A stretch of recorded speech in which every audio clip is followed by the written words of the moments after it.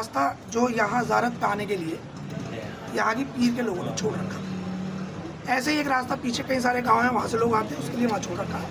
एक ही पास में रास्ता वो छोड़ रखा है। अभी हाल ही फिलहाल में कुछ लोग यहाँ कॉलोनी में बसे और उन लोगों ने देखा कि हमारी जो ज़मीन है उसके रेट ऐसे बढ़ सकते हैं कि अगर यहाँ रास्ता बड़ा हो जाएगा। उन्होंने देखा कि आज देश के अंदर 2 कानून चल रहे हैं, चेहरा मोहरा वेशभूषा जाति धर्म देख के यहाँ काम हो रहा है, तो क्यों ना उसका लाभ ले लिया जाए। 2027 नज़दीक है, उस चीज़ को देखते हुए इन लोगों ने एक एप्लीकेशन दी और इतनी तेज है, मतलब वो एप्लीकेशन का काम हुआ जैसे कि बुलेट ट्रेन से भी फास्ट।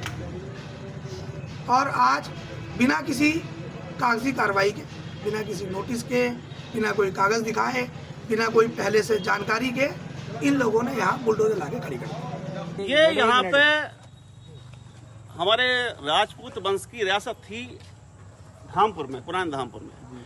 उन्होंने ही यहाँ एक मौलवी साहब आए थे, उनको ठहरने के लिए स्थान दिया था, स्थान दे दिया, कोई परेशानी वाली बात नहीं। हिंदू शासक जितने भी हुए हैं उन्होंने हमेशा शरण का काम करा है। मौलवी यहाँ रह रहे थे, उन्होंने रहने के लिए जगह बन गई, कोई परेशानी वाली बात। अवैध मस्जिद बन गई, उस पर भी किसी ने कोई कुछ नहीं कहा, चलो भाई नमाज पढ़ते रहो। उसके बाद अच्छा खासा रास्ता था जो यहाँ लिखा हुआ है रास्ता, उसमें दस्तावेजों में दर्ज है। लगातार मैं समझता हूँ 30 साल तो मुझे धामपुर में 30 साल से लगातार ये बीच बीच में मुद्दा उठता था, लगातार उठता था। उसके बाद जब रास्ता के साथ रास्ता जगह ही नहीं है, जगह जब नपाई तो हुई तो रास्ता तो निकलता है। रास्ता देने पहले से ही हम ये चाह रहे थे कि आपसी सहमति से एक रास्ता खुल जाए, कोई परेशानी वाली बात नहीं।